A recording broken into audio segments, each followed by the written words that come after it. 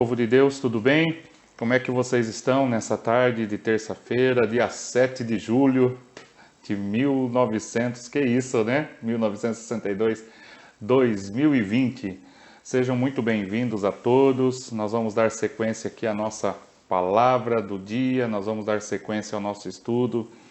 Já terminamos o livro de Gênesis, né? Se você aí tem dúvida, alguma coisa, leia o livro de Gênesis, vai no YouTube lá, SEB Brasilândia, procura as últimas aulas e dá uma assistida lá e creio que você vai aprender muita coisa. Terminamos a aula passada falando sobre os descendentes, né, de como Deus fez para trabalhar na vida do homem, né? O livro de Gênesis é muito importante para você que quer aprender um pouquinho da Bíblia. É importante você ler ele inteiro, você entender, porque ali tem muita coisa, muitos detalhes que a gente vai ver ao longo de toda a Bíblia, né? Então a gente vê a formação de Deus, a queda de Satanás, não tá ali escrito no livro de Gênesis a queda de Lúcifer, mas a gente já tem a noção de por que Deus teve que restaurar a terra, né? Então a gente já percebe ali no livro, no capítulo 1 de Gênesis, a gente já vê ali, né? E Deus, ele começa a refazer a terra, reconstruir a terra. E a Bíblia fala que lá as revelações do profeta Ezequiel, quando o profeta Ezequiel começa a falar a um rei que era assim aparentemente parecido com o coração de Lúcifer, o profeta Ezequiel usa a trajetória de Lúcifer, aquele anjo de luz, o diabo, o anjo caído, como o anjo, né, que foi expulso do céu. Então, meus queridos, nós temos ali a importância, né, a oportunidade de aprendermos um pouquinho mais, e por isso que Gênesis começa assim: a terra era sem forma e vazia, e o Espírito do Senhor se pairava sobre a face das águas. E Deus começa então uma restauração. Deus começa uma restauração do reino, Deus começa uma restauração de todas as coisas. Tá bom? Nós vamos dar sequência aqui à nossa aula de hoje. Então, terminamos o livro de Gênesis. Tá? Então, se você perdeu alguma aula, entra lá no YouTube, SEB Brasilândia, e você vai ter todas as informações necessárias para você poder orar ao Senhor, concluir. Vamos agradecer a Deus e vamos dar sequência à nossa aula, tá bom? E vamos agradecer a Deus. Meu Deus e meu Pai, te agradecemos por essa tarde, agradecemos por esse dia, agradecemos por todas as obras que o Senhor tem feito. Que a mão do Senhor possa, Deus, estar no controle de todas as coisas. E eu peço a Deus para que o Senhor possa, Deus, estar no controle, abençoando, fortalecendo, dirigindo, Senhor. Queremos crescer mais um pouquinho. Abençoe, Deus, a minha vida, que eu seja um canal da bênção do Senhor. Então, eu agradeço a Deus pela oportunidade de estarmos aqui, no nome de Jesus. Amém e amém. Amém, queridos? Eu estou aqui tentando abrir mais uma vez, né, para mim poder saber os que estão entrando, os que estão participando. Estou tendo um pouco de dificuldade, mas ao longo aí do estudo, a Érica está me ajudando aí a responder todas as perguntas, a postar os versículos, tá? Então, se eu não falar de alguém aí é porque eu hoje não estou conseguindo te ver, tá bom? Comecei no comecinho aqui, eu comecei a ver, mas agora já não estou vendo mais. Então, qualquer coisa você fala com a Rita se está saindo som, se está tudo ok, se está tudo bem, porque eu não estou tendo acesso às pessoas aqui, tá bom? Vamos aí, abra a tua Bíblia no livro de Êxodo, capítulo 1, tá? Hoje a gente vai ler bastante aqui o livro de Êxodo, tá? Então abra a tua Bíblia no capítulo 1 de Êxodo e nós vamos ler aqui o texto bíblico, Êxodo capítulo 1, versículo 1 em diante, diz assim, ó. Diz assim. Deixa eu tentar mais uma vez aqui, ver se eu consigo ter acesso a aquilo que está acontecendo. Se eu não tiver acesso, vocês vão se falando aí e a Rita vai me ajudando. Opa, parece que eu estou conseguindo aqui. Vamos lá.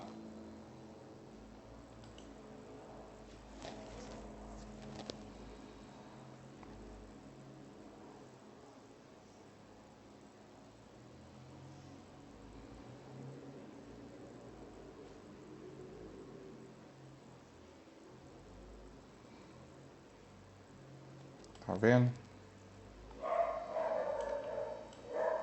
Eu tô vendo aqui os comentários aqui, mas eu não tô conseguindo assistir. Mas tá bom. Vamos lá, vamos dar sequência. Vamos ler, você abriu aí. Bom, agora eu tô conseguindo ver quem está assistindo, quem está participando, mas não consigo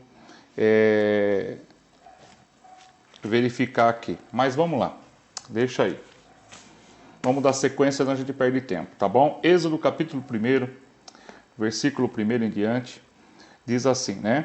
Então, antes de nós lermos aqui, vamos dar uma recapitulada em tudo aquilo que a gente já reviu, né? Aquilo que a gente já viu aí. Nós falamos do livro de Gênesis, falamos da criação, e uma das coisas que nós batemos bastante a tecla é o chamado de Deus na vida de Abraão. E nós vemos que Deus disse assim para Abraão no livro de Gênesis, capítulo 12, diz assim: Abraão, sai da tua terra, sai do meio da tua parentela, vai para a terra que eu te mostrarei, e multiplicarei a tua descendência como a areia do mar, como as estrelas dos céus.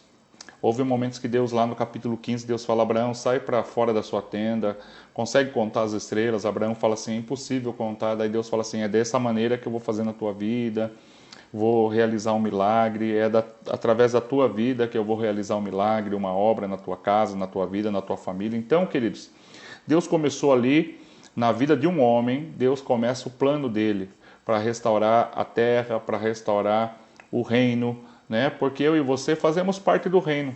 Você sabia disso? Você já parou para pensar que você não nasceu à toa? Que eu e você não estamos na terra à toa? Estamos aqui para fazermos parte do reino de Deus.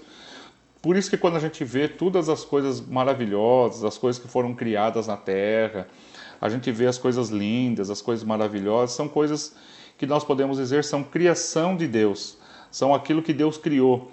Então, queridos, o que nós estamos fazendo aqui? Realizando, né, estamos movimentando, estamos vivendo, completando o reino de Deus.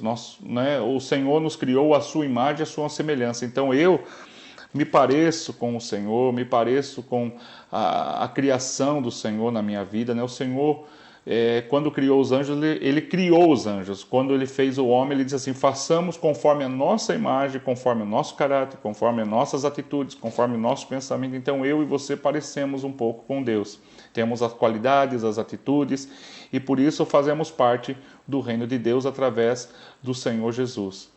Porque quando o homem foi expulso do céu, Deus então começou a formar uma nova etapa, Deus começou a restaurar a vida do homem, Deus começou a trabalhar na vida do homem, e eu posso dizer que dá a impressão que está meio desorganizado, né? Não é assim que você fala assim: nossa, no fim Deus criou o homem pecou, aí o homem foi expulso, aí Deus manda o dilúvio, manda destruir todo mundo, né? Quando Deus manda o dilúvio, Deus estava falando assim: eu me arrependi de ter feito a humanidade. Então a gente percebe assim que dá a impressão que no reino de Deus está tudo bagunçado, que Deus ele não estava no controle das coisas, né? Então eu quero dizer a você que Deus sempre esteve no controle de todas as coisas. Sempre Deus esteve no controle de todas as coisas. Essas coisas que acontecem no nosso dia a dia é assim. Como nossos avós, né? Como é que os nossos avós controlavam antigamente? Os nossos avós controlavam uma dor de garganta, porque não tinha farmácia, não tinha medicamento, então eles iam lá, eles pegavam, faziam um chá, eles pegavam uma folha, eles pegavam aquilo que foi ensinado a cada um deles. Então, a experiência na vida dos nossos avós, a experiência dos nossos tataravós, fizeram com que eles, muitas das vezes, pudessem produzir remédios caseiros para solucionar os nossos problemas. Então, muitas vezes a gente tinha lá um problema lá, a avó olhava e falava assim: dá tal chá assim, assim, assim, que vai resolver isso daí. Então, eles mesmos medicavam, eles mesmos traziam a cura, eles mesmos tratavam a ferida, né? Até de maneira grosseira, né? Onde já se viu, né? Maneira grosseira, e colocava aqueles remédios, aquelas coisas, né, que doía, ardia pra caramba, mas eles tinham aquela maneira de trabalhar, de produzir algo na vida da gente. Então, eu vejo ali que eles usavam da sua experiência, e assim Deus queria trazer na vida do homem experiências, porque se Deus criasse o homem, e o homem ficasse ali apenas num jardim, o homem ficasse apenas num lugar só, o homem não ia criar anticorpos, o homem não ia poder aprender com seus erros, porque os erros que nós cometemos, nós acabamos aprendendo, nós acabamos, de alguma maneira ou de outra, nós aprendemos com os nossos erros. Então Deus queria o quê? Ensinar o homem a se defender, ensinar o homem a perder, ensinar o homem a conquistar, ensinar o homem a produzir coisas, a realizar coisas, a ter autoridade, a usar a autoridade de Deus, a buscar a Deus, a agradecer a Deus sem que Deus venha a ele e fale assim, ó, você tem que me adorar. Deus nunca veio ao homem e falou assim, olha, eu te criei, eu fiz isso, eu fiz aquilo, e agora? Como é que é? Né? Deus veio cobrar. Deus nunca cobrou nada do homem. Então, eu vejo que Deus, tudo o que aconteceu era propósito, era até o diabo é propósito de Deus na vida do homem, né? O diabo foi o propósito de Deus na vida do homem também, ele permitiu todas as coisas. Então, queridos, quando a gente fala assim, por que Deus permitiu isso na minha vida? Então, tem gente que pinta Deus, que começa a pintar o quadro de Deus, ele acha que é aquele Deus que não é um Deus que né, aquele Deus assim sereno, um Deus que ele não vai castigar o homem, né, um Deus que tudo pode, e depois um dia ele vai perdoar todo mundo, vai ficar tudo legal. Não, Deus, ele sempre, desde o começo, Deus criou e colocou limites para o homem aprender. Quando ele colocou aquela árvore no jardim do Éden, ele estava dizendo assim, eu estou colocando aqui algo para que vocês possam pensar, para que vocês possam ver qual a escolha que vocês vão fazer. Então o homem optou por aquela escolha de comer do fruto da árvore do conhecimento. Então o homem buscou para si o conhecimento, o homem buscou para si conhecer a Deus. E o conhecer a Deus não é só sentar numa cadeira e ficar ali esperando. O conhecer a Deus é passar por todos os projetos, propósitos e todas as necessidades humanas, dificuldades. E quando a gente passa pelas dificuldades, a gente começa a ver que nós somos frágeis, que nós precisamos o agir da bênção de Deus. Então, meus queridos, eu quero dizer uma coisa. Toda luta, toda prova que vem na tua vida, não é como o Senhor disse naquele momento em que foram avisar Jesus e falaram assim, Jesus, o seu amigo Lázaro está muito enfermo. E Jesus disse assim, olha, essa enfermidade não é para o mal, mas é para que o nome do Senhor seja glorificado. E depois o que acontece? O homem morre, né? Então significa assim, Senhor, o Senhor falou que aquela enfermidade era para que o nome do Senhor fosse glorificado, mas o homem morreu. E agora? Como é que vai ser? Então, às vezes, a gente também pergunta, Senhor, eu estou te servindo, estou indo na igreja, olha só o que está acontecendo, estou desempregado, estou passando por isso, roubaram meu carro, olha, eu fui acometido de um câncer, puxa, que Deus é esse? Onde está Deus? E é assim, irmãos, no mundo nós vamos ter sempre as nossas aflições. Por isso que quando Adão e Eva optou a conhecer a Deus dessa maneira, nós vamos passar sempre por esse momento difícil, um momento de dificuldade. Então, eu estou aqui não para que você comece aqui justificando aqui algumas lutas, algumas provas que talvez você esteja enfrentando ou passando. Não, mas é para você entender que tem gente que parece que ele acha que ele vai buscar de Deus e ele quer que todos os seus problemas sejam solucionados. E aí, se Deus não soluciona, ele abandona a casa do Senhor.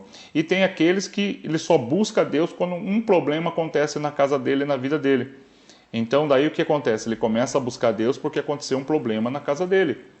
E aí ele começa a orar, ele faz campanha, ele vai na igreja. Passou aquele problema, ele deixa de seguir a Deus. Então, o que eu quero ensinar nessa tarde é que você, servindo a Deus ou não, passando por prova ou não, continue servindo a Deus. Se como diz aquela canção, né? Se eu curado eu vou servir a Deus. Se eu for curado, eu vou servir a Deus. Se eu não for curado, eu vou continuar servindo a Deus. Eu vou continuar servindo a Deus. Então, querido, se Deus fizer, Ele é Deus. Se Ele não fizer, Ele também continua sendo Deus. Tá certo? Então é isso que Deus queria ensinar na vida do homem. Que Deus estava ali porque desse e vier, mas a gente ia ter que passar as dificuldades. Então, nós vimos no livro de Gênesis as escolhas do homem. Nós vimos ali Deus trabalhando e da família de Abraão até a família de Jacó, Deus escolheu dos 12 filhos de Jacó, que nós terminamos semana passada, dos 12 filhos de Jacó, Deus dividiu como 12 tribos de Israel. Dos 12 filhos, ele abençoou os 12 filhos, se transformaram em 12 tribos, e essas 12 tribos, elas entraram no Egito por causa de José, um dos filhos de Jacó. Todos nós já que falamos da história de José, José entrou como governador do Egito, era um dos filhos de Jacó, o filho mais amado de Jacó, porque era com a esposa que Jacó mais amava, Raquel. E tem todo aquele procedimento que já falamos aqui, tá? Não vou voltar a tocar no assunto, já falamos aqui da história de José, entra no livro de Gênesis e leia lá. Então a gente vê José ali na terra do Egito. E quando José entra na terra do Egito e ele leva a sua família, a Bíblia fala que ele levou ali 70 pessoas da sua família para morar na terra do Egito. E Faraó, né, gostava muito de José, tanto que José era um governador. Após Faraó, José era o governador de todo o Egito. Vamos ler? Êxodo capítulo 1, versículo 1 em diante, diz assim: São esses, pois, os nomes dos filhos de Israel, né? Os filhos de Jacó, que entraram com Jacó no Egito, cada um com sua respectiva família. São eles, Ruben, são os filhos de Jacó, Ruben, Simeão, Levi, Judá, Issacar, Zebulon, Benjamim, Dan, Naphtali, Gade e Asser. E a todos os descendentes de Jacó eram 70. José, porém, já estava no Egito. Ora, morreram José e todos os seus irmãos e toda aquela geração. Os israelitas, porém, eram férteis, proliferaram, tornaram-se numerosos e fortaleceram-se muito, tanto que encheram o país. Então subiu ao trono do Egito um novo rei, que nada sabia sobre José. Disse ele ao seu povo: Vejam, o povo israelita é agora numeroso e mais forte de nós. Temos que agir com astúcia, para que não se torne ainda mais numeroso. No caso de guerra, aliem-se aos nossos inimigos e lutem contra nós e fujam do nosso país. Estabeleçam, pois, sobre eles chefes de trabalhos forçado, para os oprimirem com tarefas pesadas. Assim, os israelitas construíram para Faraó as cidades celeiros de Pitom e Ramassés. Todavia, quanto mais eram oprimidos, mais numerosos se tornavam e mais se espalhavam. Por isso, os egípcios passaram a temer os israelitas e sujeitaram a cruel escravidão. Tornaram-lhe a vida amarga, impondo-lhe a árdua tarefa de preparar o barro, fazer tijolos, executar todo tipo de trabalho agrícola.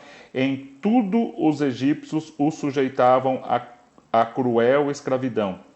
O rei do Egito ordenou às parteiras dos hebreus que a chamassem, que chamavam-se de Sifrá e Puá. E quando vocês ajudarem as hebreias a dar à luz, verifique se é menino. Se for, mate-o. Se for menina, deixa viver. Todavia, as parteiras, o que elas fizeram? Temeram a Deus e não obedeceram às ordens do rei do Egito. E deixaram viver os meninos. Então o rei do Egito convocou as parteiras e lhes perguntou: Por que vocês fizeram isso? Por que deixaram viver os meninos? Responderam as parteiras a Faraó: As mulheres hebreias não são como as egípcias, são cheias de vigor e dão à luz antes de chegarem às parteiras. Deus, pois, foi bondoso com as parteiras, e o povo ia tornando-se ainda mais numeroso, cada vez mais forte, visto que as parteiras temeram a Deus e lhe concedeu-lhes que tivessem suas próprias famílias. E por isso Faraó ordenou a todo o seu povo: lancem ao Nilo todo menino recém-nascido, mas deixem viver as meninas. Amém? Queridos, Eu li aqui Êxodo capítulo 1, do versículo 1 ao versículo 22. Queridos, então é muito importante nós entendermos uma coisa aqui, tá? Uma das coisas que hoje eu vou ensinar a vocês, eu ensinei semana passada sobre o Reino Sul e o Reino Norte, a divisão das 12 tribos, tá? Lembrando aí a vocês aí que o que aconteceu, o Reino Norte ficou as 10 tribos e o Reino Sul ficou 2 tribos, Judá e Benjamim, tá? Então, é muito importante que você entenda todo esse processo. Por que eu vou sempre falar sobre a divisão das 12 tribos, né? E eu vou usar um termo agora muito importante para que você entenda, né? Eu vou aqui falar hoje, vou falar sobre os impérios da época, tá? Então é muito importante que você guarde tanto a divisão das 12 tribos como os impérios, porque no Velho Testamento nós vamos trabalhar muito com a divisão das 12 tribos e nós vamos trabalhar muito com os impérios. Cada império aqui simboliza um tempo, simboliza uma fase que o povo de Israel passou, aquele momento de dificuldade. Tá? Voltando para a leitura que nós lemos aqui no livro de Êxodo, nós vemos que toda a família de Jacó entrou no Egito e eles ficaram ali. Toda aquela geração de José morreu, né? Passou os anos, eles morreram, tanto que Faraó, o que era conhecido, que era amigo de José, também morreu.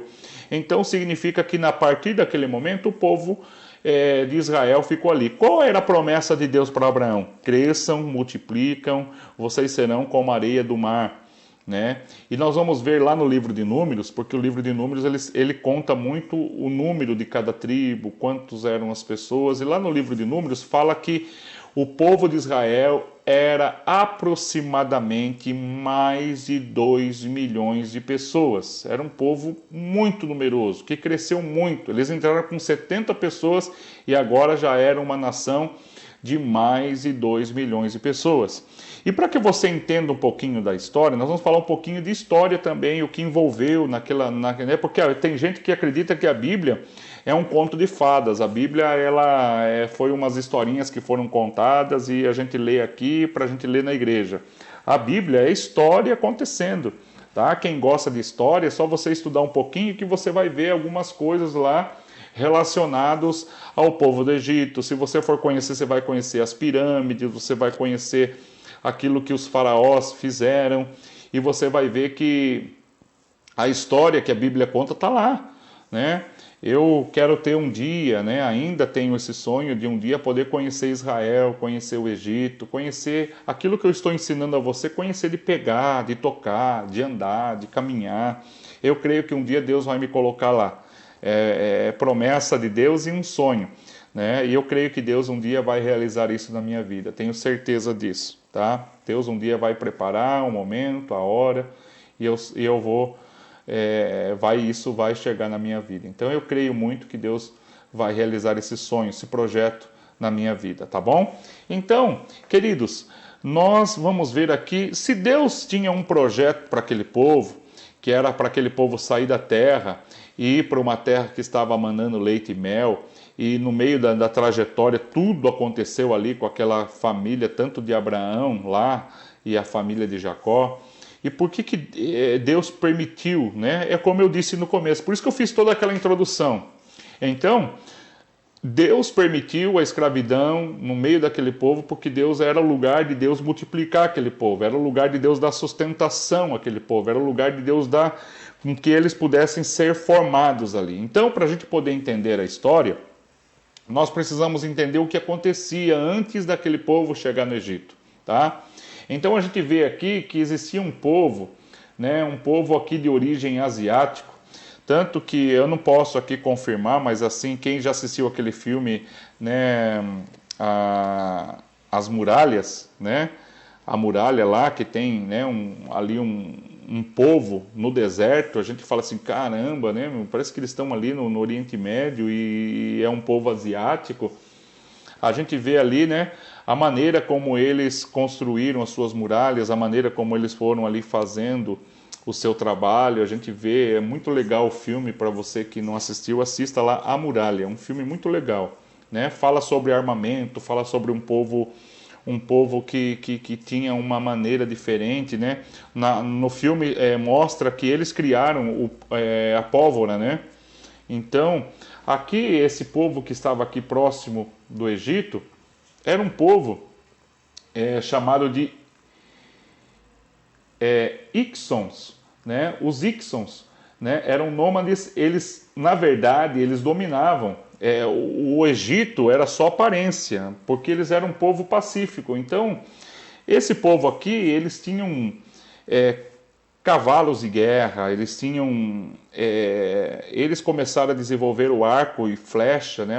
Havia um arco diferenciado na época. Era um povo muito bom, né? Os Ixons era um povo que eles tinham poder de guerra, então eles dominavam aquele território, eles dominavam até os egípcios, tanto que eles dominavam, mas era um povo pacífico, um povo que, olha, vocês podem dominar aí, a gente não vai criar caso com vocês, fiquem aqui tranquilos. Só que chegou um ponto que os egípcios eles se fortaleceram e conseguiram conquistar e expulsar esse povo aqui. Nesta fase, o povo de Israel já estava lá no Egito, morando, comendo, na agricultura. Olha, eles estavam vivendo muito bem lá no Egito. Tanto que quando o faraó expulsa esse povo, fala assim, chega, aí ele fica com o pé atrás. Então ele fala assim, opa, peraí, assim como eles aqui, lembra que nós começamos a ler, o que o faraó falou? O faraó falou assim, olha, eles estão crescendo, eles estão se multiplicando. E se eles se ajuntarem com os nossos inimigos e vierem nos atacar? Nós vamos perder o reinado. Então, a partir daquele momento, os egípcios começaram a ter... Faraó criou 3 estratégias. Qual que foi a primeira estratégia? A primeira estratégia foi o quê? Escravizar aquele povo. E para escravizar, eles colocaram, como a gente pode dizer assim, na linguagem que você possa entender, eles começaram a colocar... tipo assim, aqueles chefes, né, capitães, né, do mato, né, como a gente conhece na história dos escravos, né, que eles que comandavam, chicoteavam, colocavam regras, colocavam leis, e eles começaram então a colocar capitães para o quê? Para escravizar o povo de Israel. E então, quando eles começam a escravizar o povo de Israel, naquele momento, eles começam, a terra que eles estavam cultivando começaram, né, já não era mais deles, e eles começaram então a trabalhar em favor do Egito. Só que o povo de Israel, como eu e você, irmãos, às vezes a gente não sabe o poder da força que nós temos para reverter situações. Olha só, esse tempo que a gente está vivendo aqui, um tempo de 3 meses de dificuldade, olha quanta coisa você já conseguiu conquistar, mesmo sem trabalho, mesmo sem dificuldade, a gente vai se virando, né? E a gente vê o povo brasileiro, ele dá um jeitinho ali, ele vai vender uma coisinha, ele começa a vender máscara, ele vai no semáforo, ele vai para lá, ele dá um jeitinho aqui, um jeitinho ali, ele vende uma coisa, ele vende outra. A gente é muito criativo. E o povo de Israel era um povo muito habilidoso, só que era um povo que precisava aprender a guerrear, que precisava aprender a se defender. Era um povo pacífico, era um povo que muitas vezes... a gente pode dizer aí que tem crente que é assim, que só pelo fato dele ser crente, ele fica assim, mas eu não posso lutar pelos meus direitos, Deus vai pesar a mão contra a minha vida. E não, na verdade, a gente tem que aprender a lutar pelos nossos direitos, aquilo que é nosso, a gente tem que aprender isso, né? O cristão, ele fica muitas vezes com aquela frase de Jesus assim, olha, aquele que deu a face para levar o primeiro tapa, dê a outra face para levar o outro tapa, né? Não responda, né? Então a gente acaba confundindo os ensinamentos e a gente acaba trazendo um cristão apático, um cristão que não vê resultado, o mundinho dele é só aquele ali, estou esperando no Senhor, Deus vai me dar vitória, Deus vai fazer isso na minha vida. Então a gente começa a ficar muito preguiçoso espiritualmente. Não, Deus vai me dar, Deus... tá, né? Todo mundo, aquele sem Deus, aquela pessoa sem Deus, ela está estudando, ela está indo na faculdade, ela está vendendo, ela está correndo atrás, ela levanta cedo. E o povo cristão, que tem a bênção de Deus, que tem a graça do Senhor, está um povo acomodado. E eu percebo que o povo de Israel estava acomodado. Eles estavam criando vaca, esqueceram do plano de Deus, que Deus queria colocar eles como uma nação, uma nação que domina, uma nação que produz, uma nação que tem a bênção de Deus. Eles se esconderam, eles se acovardaram, eles ficaram ali esperando, os anos foram passando e nada eles fizeram.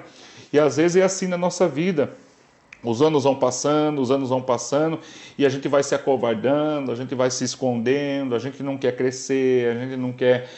E a gente tem que mudar esse formato de pensamento nosso. A gente tem que entender que a gente tem o Espírito de Deus, que nós temos a graça do Senhor, que podemos fazer muito mais do que já produzimos, que Deus está no controle de todas as coisas, que a gente tem que entender que Deus está nos visitando, que Deus está nos abençoando. Então você creia que Deus, Ele quer fazer algo grandioso na tua vida, mas não fique esperando as coisas caírem do céu. As coisas não vão cair do céu do jeito que tem crente esperando. Deus vai providenciar, Deus vai dar. Igual eu estava falando aqui, eu tenho um sonho de ir conhecer Israel, eu tenho um projeto de conhecer Israel, né? Até um dia um pastor falou para mim assim, né? Eu comentei no culto que eu queria conhecer Israel, e ele veio pregar na nossa igreja. E depois eu levei ele comer uma pizza, né? E daí eu disse para ele assim, ele disse para mim: pastor, o senhor comentou no culto que o senhor tem vontade de conhecer Israel. Eu falei: sim, né? Eu falei: olha, acho que o pastor vai me abençoar agora, né? Aí ele pegou e falou assim: então, você tirou o passaporte? Eu falei: não. Aí ele falou assim: você já foi pesquisar o valor de uma viagem, quanto que fica? Você já colocou nos seus planos? Você já começou a fazer uma poupança? Quanto que você vai gastar lá? Eu falei: não. Daí ele falou: então você nunca vai ir. Aí eu falei: caramba. Ele falou assim: nunca vai ir, porque as coisas de Deus só acontecem quando você começa a chamar a atenção de Deus nos seus sonhos. Então, queridos, isso falou muito ao meu coração. Opa, então eu tenho a certeza que Deus vai me dar essa viagem. Mas para isso, o que eu preciso fazer? Tirar meu passaporte. O que para isso eu preciso fazer? Perguntar quanto que eu vou gastar lá, fazer uma poupança, guardar um dinheiro, fazer uma reserva, começar a fazer, né, um projeto para fazer essa viagem, e a gente vai conquistar. Agora, se você ficar esperando as coisas caindo do céu, se você ficar esperando as pessoas virem bater na porta na tua casa, né? Vim trazer para você aquilo que você está almejando. Deus, ele realiza milagres, mas desde o momento em que você já fez todas as alternativas. O que o Senhor falou? O Senhor fala para o profeta: vai, que eu vou sustentar você na casa de uma viúva. Então o profeta saiu do lugar onde ele estava e ele foi em direção à casa de uma viúva. Chegando na casa viúva, talvez o profeta imaginou: o Senhor me colocou para que eu possa ser sustentado por uma viúva rica. Quando o profeta chega naquele lugar, a viúva, ela disse assim: olha, não tenho nem para mim, nem para você. O que nós vamos fazer aqui é só a última refeição e vamos morrer. E aí o profeta então entende que é o projeto de Deus e fala assim: então você vai, faz primeiro para mim, depois faz para você, para o seu filho, e pode ter certeza que o milagre vai acontecer na tua vida. E a partir daquele momento a mulher vai, ela começa então o quê? A fazer o processo e vai, faz o bolo para o profeta, traz o bolo, e daí o profeta fala assim: agora, né, haverá multiplicação, não faltará nem azeite e nem faltará farinha. No outro milagre, Deus usa também a viúva. Por que Deus usa a viúva? Porque a viúva naquela época, ela era a pior pessoa. Se ela não tivesse um filho para cuidar dela, ela ficava ali passando necessidade. E na casa da outra viúva, que a Bíblia nos fala, ela só tinha um pouquinho de azeite. Então o profeta falou assim: então vai, empresta as vasilhas vazias, entra na tua casa e começa a despejar esse pouquinho de azeite que você tem. Então ela teve que emprestar as vasilhas vazias primeiro, ela teve que ter o relacionamento com as suas vizinhas, de emprestar. Não era fácil emprestar naquela época, mas ela se esforçou. Então, o que Deus quer de mim, o que Deus quer de você? Que eu e você venhamos a se esforçar. Então, quando o Senhor coloca Josué no lugar de Moisés, o que o Senhor fala para Josué? Esforça-te, tem bom ânimo. Então eu quero dizer a minha mensagem para você nessa tarde: esforça-te, tem bom ânimo, porque o Senhor há de ajudar a tua vida, o teu coração, a realizar os teus sonhos, a abençoar, abrir portas, abençoar a tua entrada, a tua saída. Então, meu querido, saiba que Deus estava no controle daquele povo, está no controle da minha vida, está no controle da tua vida, mas eu e você precisamos dar o nosso primeiro passo. E aquele povo de Israel estava acomodado no Egito, e tanto que eles foram escravizados. Então, o primeiro propósito de Faraó, qual que era o primeiro plano de Faraó? Escravizar o povo, colocar ali capitães na frente daquele povo e escravizar. Só que aconteceu, quanto mais ele escravizava aquele povo, mais o povo crescia e se multiplicava, tá? Então, o segundo projeto de Faraó, pegou as parteiras e falou assim, mate cada criança que nasceu, se nasceu homem, você já vai matar no parto. Você não vai deixar vir a luz. Mas as parteiras, elas foram também o instrumento nas mãos. Elas temeram o Deus de Israel.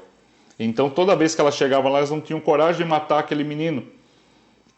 Nascia menino, elas não tinham coragem de matar. Aí Faraó chama e fala assim, por que vocês não estão matando? Porque está multiplicando o povo. Elas dizem assim, olha, as hebreias são mais fortes do que as egípcias. Quando a gente chega lá, elas já deram a luz. Não tivemos a oportunidade de matar as crianças, né? Aí a terceira estratégia de Faraó, todo recém-nascido será morto agora. E aí entra o projeto de Deus, entra na vida de uma mulher chamada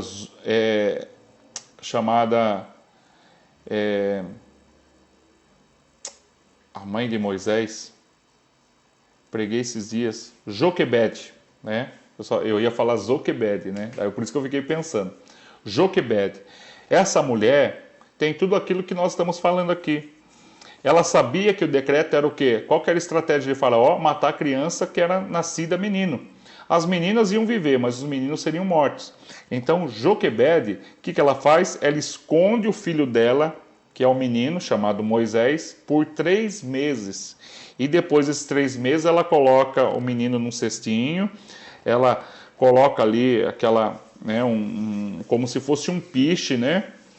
Para que não entrasse água naquele cestinho, ela joga naquele rio e milagrosamente as águas vão levando, vão direcionando, e a irmã de Moisés vai olhando de longe para ver se não aquele cestinho não vira, e milagrosamente ela vai parar onde a filha de Faraó estava tomando banho. A filha de Faraó vê que é um recém-nascido, sabia daquele decreto, acha bonita a criança, pega para criar, e ela fala assim, puxa, eu preciso buscar uma escrava para cuidar dessa criança. A irmã de Moisés vai e fala assim, opa, senhora, eu posso, vi que a senhora está com um recém-nascido, posso fazer alguma coisa? Ela fala assim, eu queria uma escrava. Aí, né, sem saber que era irmãzinha, né, ela vai e fala assim, eu tenho uma pessoa que vai cuidar dessa criança. Ela vai, chama a mãe de Moisés vai lá, Joquebede.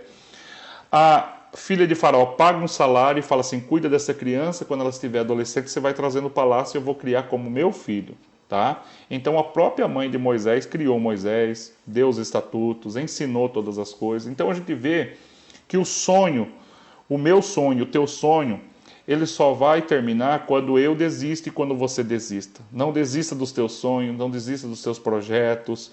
Enquanto ali no Egito tinha muita criança, muita mãe perdendo seu filho, aquela mãe decidiu que o seu sonho não morreria. Então, fica aqui o ensinamento dessa tarde. Não desista dos teus sonhos, dos teus projetos, porque Deus está no controle de todas as coisas. Tá bom? Então, queridos, nós aqui vimos por que esse povo... Olha os projetos de Faraó. Primeiro, colocar aquele povo na escravidão. Colocar chefes para escravizar aquele povo. Segundo, usou as parteiras para matar as crianças já quando nascia. E terceiro, toda criança, menino, recém-nascido, seria morto, né? Seria morto pelos soldados. Tá? Então, todos os 3 propósitos de Faraó foram... né?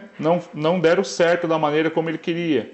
Porque Faraó, ele queria o quê? Exterminar, amarrar, impedir para que o povo não se tornasse fortes como esse aqui, os Iksons, né? Mas eles queriam o quê? Ter um povo trabalhador, ter um povo escravizado, mas que eles tivessem controle de todas as coisas. Por quê?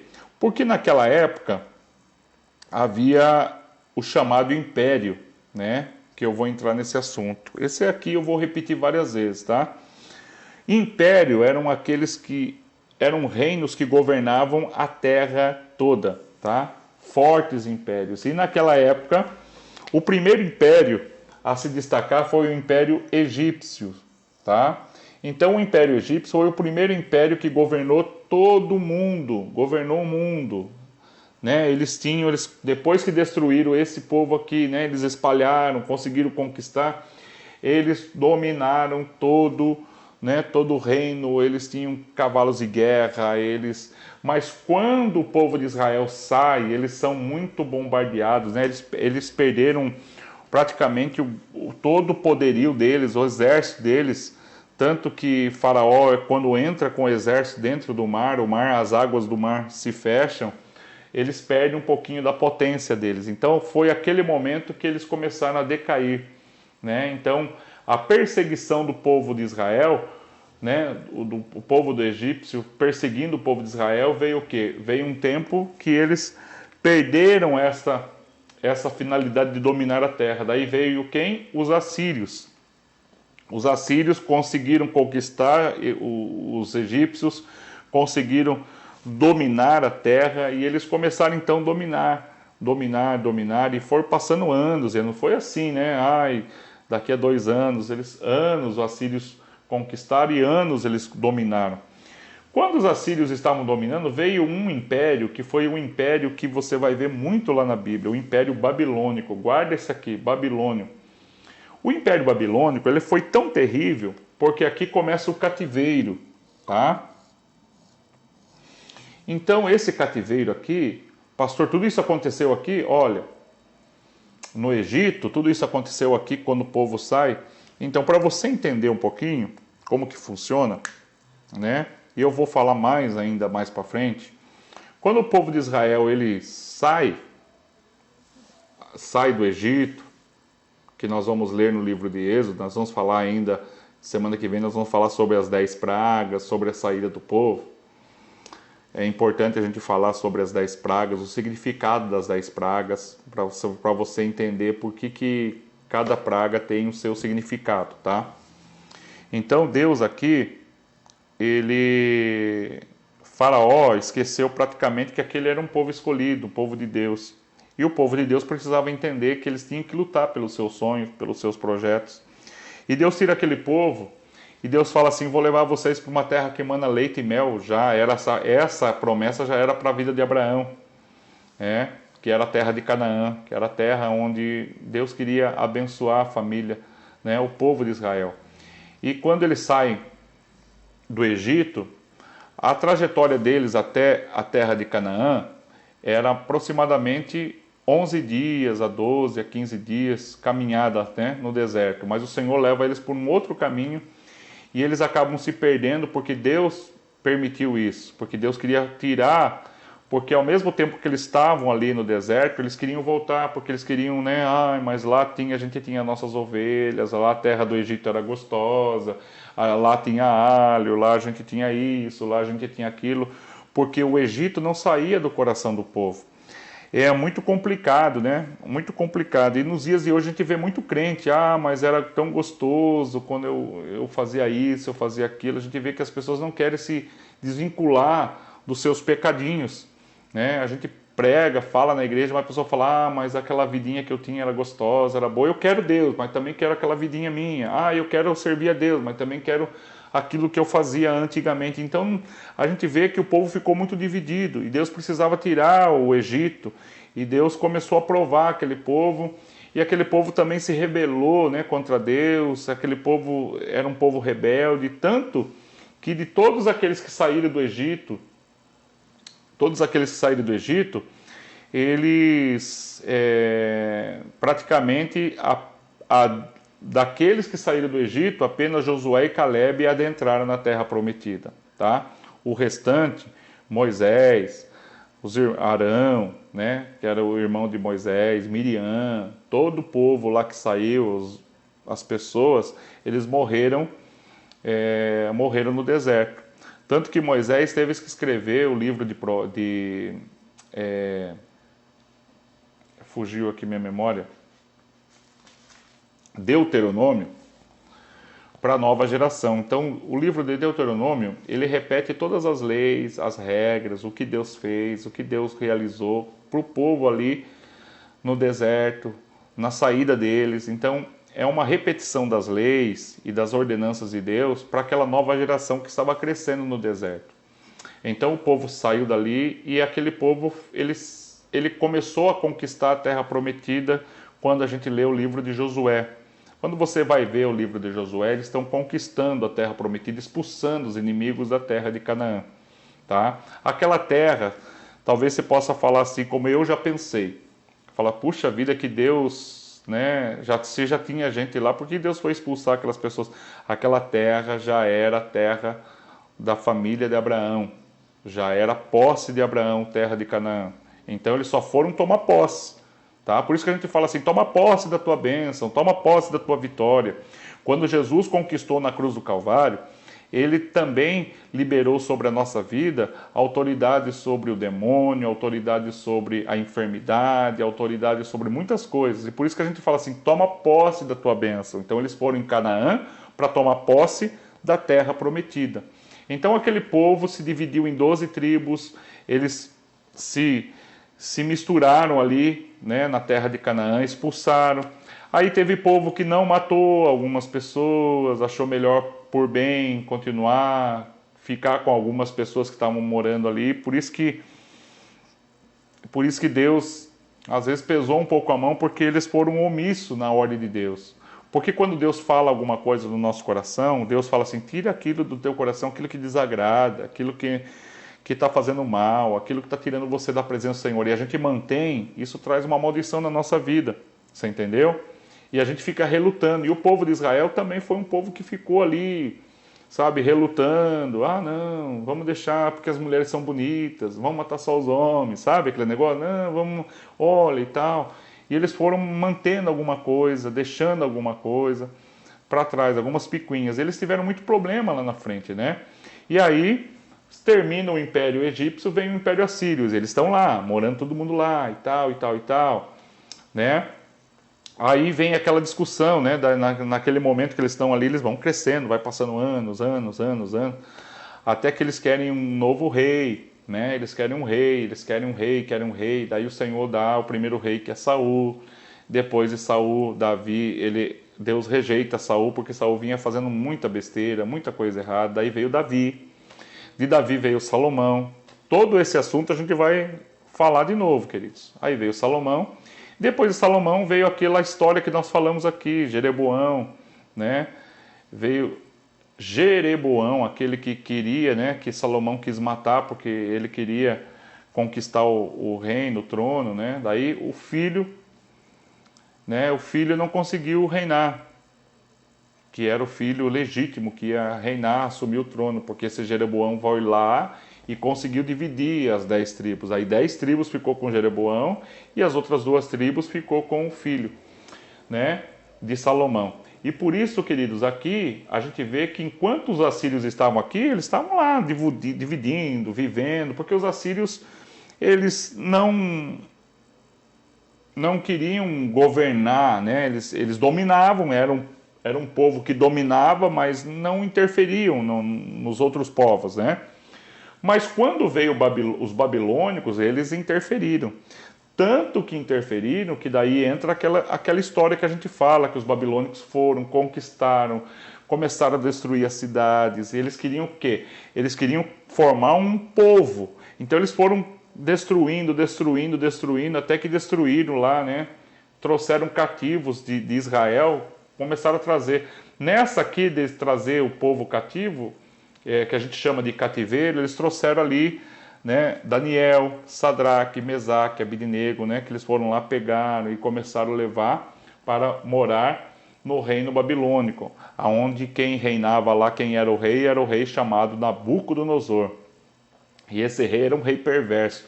Tanto que Babilônia, né, eles foram destruíram Jerusalém, destruíram uma capital, destruíram Israel, destruíram outros povos.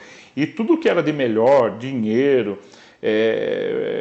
riqueza, e principalmente os jovens, porque eles acreditavam, o Império Babilônico acreditava o quê? Se eles conseguissem mudar o pensamento do jovem, eles conseguiam alcançar os outros povos. Então eles pegavam os mais jovens, os mais sábios e traziam para que eles fossem ensinados aqui na Babilônia, tá? Então, nesse tempo que o Império Babilônico reinou, tinha profeta, né? Tinha profeta antes, que nós vamos falar lá no Novo Testamento, no Velho Testamento, né? Os profetas que estão lá nos livros. Tinha profeta pregando aqui na época dos assírios, antes pregando, falando, gente, tomem conta, Deus está mandando dizer que se vocês estão virando as costas para Deus, Deus vai pesar a mão, vai vir um império que vai governar. Eles estavam profetizando para o povo, e o povo nem aí. Aí teve os profetas que pregaram aqui, quando eles estavam cativos, que tinham destruído, tinham tocado fogo nas casas. É por isso que depois a gente vai ver a história lá de Neemias, que vai reconstruir os muros de Jerusalém. Aí você vai entender por que Jeremias, né, Neemias vai construir os muros de Jerusalém. E a gente vê aqui Neemias, que a gente fala que é um profeta chorão, né? Por que ele é chorão? Porque ele tentava animar o povo no cativeiro, o povo escravo de novo. Aí o povo, caramba, nossos antepassados foram escravizados pelo egípcio, agora a gente está sendo escravizado pelos babilônicos, onde está Deus? Aí Jeremias tentava animar o povo. Não, gente, creia, Deus vai trazer livramento na vida de vocês. Nessa fase, Daniel estava lá, Sadraque, Mesaque e Abednego estavam lá, né, no reinado.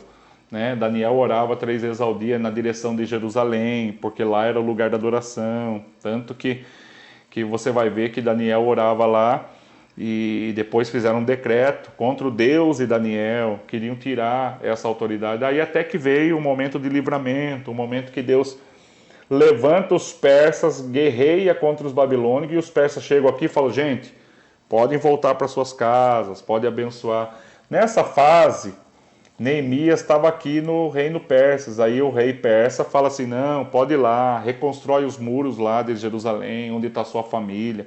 Aí que Neemias volta, aí o povo volta do cativeiro. Aí a gente vai ler lá nos Salmos, né? Os livros de Salmos é o livro de cânticos. E nos Salmos, os cânticos, as poesias que estão escritas no livro de Salmos, está dizendo assim, né? Por isso que quando a gente lê o livro de Salmos, quer ver? Vamos ler um texto aqui. Eles estão voltando da onde? Do cativeiro. Salmo 128. Aí a gente lê o livro de Salmos, ou entende essa história, a gente fica assim, caramba, o que ele está falando aí, do que eles estão voltando, né? Salmo 128. Nós vamos terminar nossa aula, tá bom? Sempre a gente faz 1 hora certinho, tá? Eu posso começar tarde, mas eu termino tarde também, tá? Eu comecei 3h15, acho que 3h18 mais ou menos, vamos terminar 4h18. Salmo 128.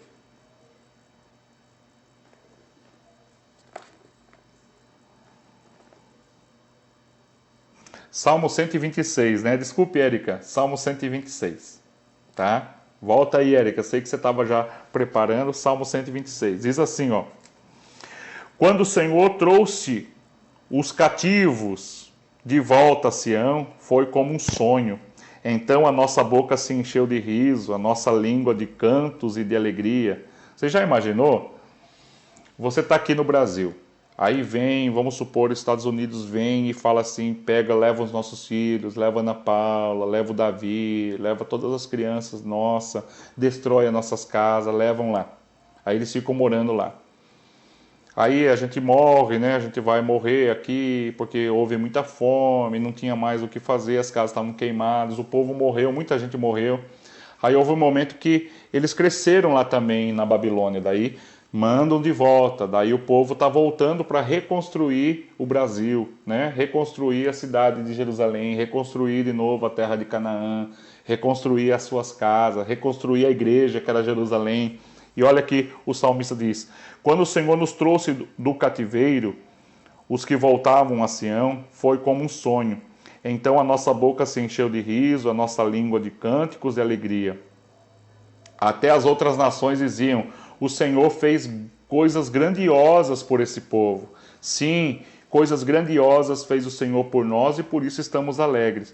O Senhor está restaurando, assim como enchentes ao leito dos ribeiros no deserto. Aqueles que semeiam com lágrimas, com cânticos de alegria colherão. Aquele que sai chorando enquanto lança a semente voltará com cantos de alegria, trazendo a sua colheita, os seus feixes, né? O que eles estavam querendo dizer? Que agora nós vamos semear com lágrimas, mas com certeza a vitória do Senhor chegará na nossa casa, na minha vida, na minha família. Nós vamos restaurar a nossa terra. Daí veio o quê? O Império Persa, liberando eles. Depois veio o Império Grego, onde eles começam a escrita, onde eles começam a ensinar as coisas. Na época de Jesus, né? Aqui, época de Jesus.